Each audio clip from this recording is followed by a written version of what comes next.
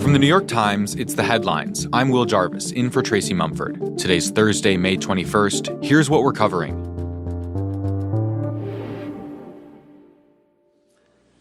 Today, we are announcing an indictment charging Raul Castro and several others with conspiracy to kill U.S. nationals. The Department of Justice has announced charges against the former president of Cuba, 94-year-old Raul Castro, in a dramatic escalation of the Trump administration's pressure campaign against the country. If you kill Americans, we will pursue you, no matter who you are, no matter what title you hold, and in this case, no matter how much time has passed. Raul Castro, who's the brother of Fidel, was charged in connection with a deadly incident back in 1996. That year, the Cuban military shot down a pair of American planes operated by an exile group that often scoured the Caribbean, looking for Cubans who were trying to flee the communist regime. 4 U.S. citizens were killed, and for decades, family members of the victims and others called for Castro to be held responsible. Now, the indictment comes as President Trump has openly said he wants to topple the Cuban government. In a press conference announcing the charges, Acting Attorney General Todd Blanche said a warrant has been issued for Castro's arrest. So we expect that he will show up here by his own will or by another way. This is a major development, frankly, because it has clear echoes of the indictment by the U.S. Justice Department of the Venezuelan leader, Nicolas Maduro. My colleague Michael Crowley covers U.S. foreign policy. He says the Maduro indictment became the basis for the White House to send troops into Venezuela and seize the leader. And when it comes to Cuba, Trump has already been saying the U.S. could take over the island. Michael says one driving force behind Trump's aggressive stance is his Secretary of State, Marco Rubio. Rubio grew up and started his political career in South Florida, where the influence of anti-Castro regime Cuban exiles is enormous. And as a United States Senator, there may have been no one as outspoken and determined as Rubio in calling for dramatic change in Cuba, including the fall of the Cuban regime, which he has often described as a dictatorship. And even if President Trump doesn't feel nearly as emotionally invested in Cuba as Marco Rubio does, Trump loves to be able to say that he has done things or solved problems that his predecessors weren't able to do.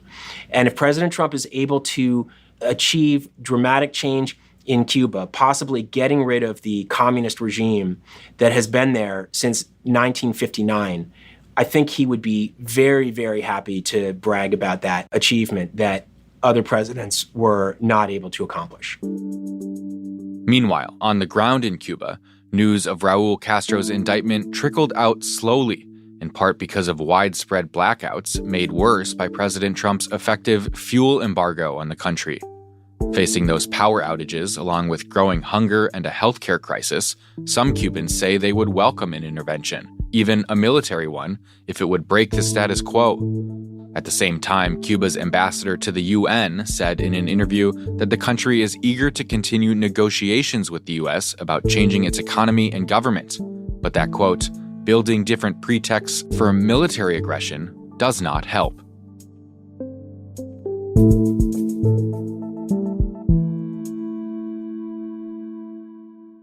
Now, 2 quick updates on stories we've been covering. First, new campaign finance documents show that just before the White House rolled out a policy that could be lucrative for the tobacco industry, a major tobacco company donated $5 million to a Trump-backed super PAC.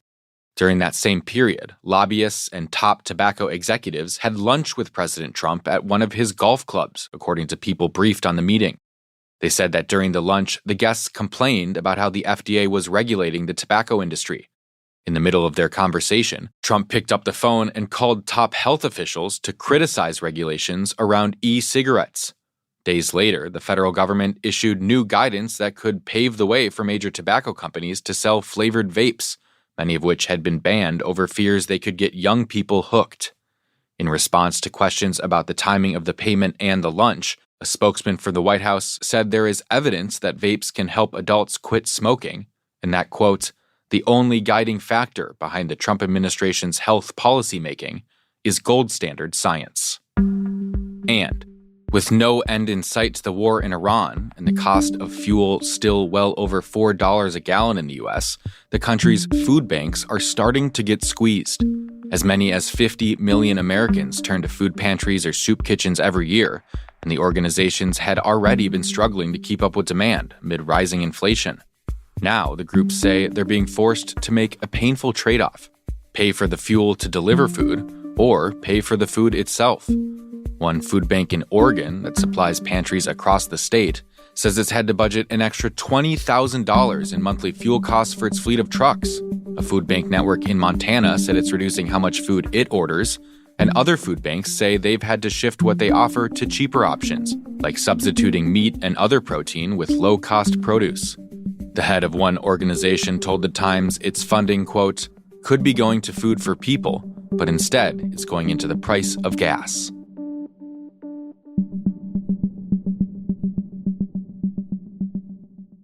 There are several factors that warrant serious concern about the potential for further spread and further deaths. The head of the World Health Organization is warning that the Ebola outbreak in Central Africa is still not under control.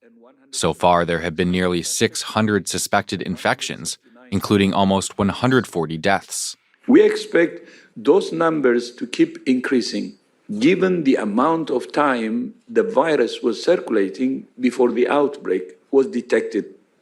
The outbreak was officially declared last week, but health authorities say that the deadly virus probably started spreading months ago. They say that the risk of a global pandemic is low, but the danger is still high in Congo and Uganda, where cases have been confirmed in major cities. While local health officials have deep expertise on Ebola, experts say the cuts to foreign aid by the Trump administration have hindered their emergency response. They say that during previous outbreaks, the U.S. had been a big part of tracing early cases of Ebola and rushing medical supplies to the front lines. Now, many healthcare workers are likely having to treat patients wearing only gloves and surgical masks instead of respirators and face shields. With the world's attention on the crisis, there are signs the U.S. is starting to step up its involvement. The State Department announced it's sending more than $20 million of equipment to the region. One former USAID official told The Times that when it comes to this outbreak, quote, we're playing catch-up, and so this is going to be a tough one.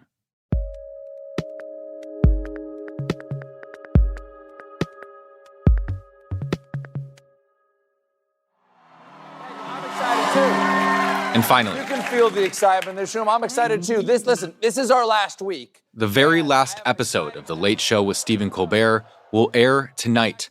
The show's cancellation, which was abruptly announced by CBS last year, was described by network executives as a financial decision amid declining viewership for late night. But it immediately set off speculation that politics were involved, and that Colbert, who'd been a vocal critic of President Trump, was being pushed out. It marks for now the end of a more than 2-decade TV career for Colbert, who really hit his stride when Trump first took office. I wanted to give Donald something very special. After all, as a late-night host, he's given me so much. I don't know that Stephen Colbert wanted Donald Trump to become his assigning editor and sort of give him his topic. It is day 102 of the Trump presidency, 1,358 days to go. But who's counting? But whether he sought it out or deeply regretted it, he found his voice and his show found his voice at a time when politics was pop culture. James Poniewozik is The Times chief TV critic. Through Trump, and then through Biden, and then through Trump again, The Late Show manages to find a way to be sort of pointed and topically engaged while also entertaining. And for years, stays the #1 rated late night talk show in its time slot. You really see Stephen Colbert presiding over what I would call the peak period of late night political comedy. There are still other people doing it, but it feels with him going like something is ending. It's putting a period on something, even if we don't necessarily know what's coming next. James says that while the future of late night might be up in the air, with the rise of streaming services and advertising dollars drying up, Colbert has announced his next project, He'll be helping write a new Lord of the Rings movie. Colbert is a Tolkien superfan who once said he's read the series so many times, he lost count at 50. Those are the headlines. I'm Will Jarvis. We'll be back tomorrow with the latest updates and the Friday News Quiz.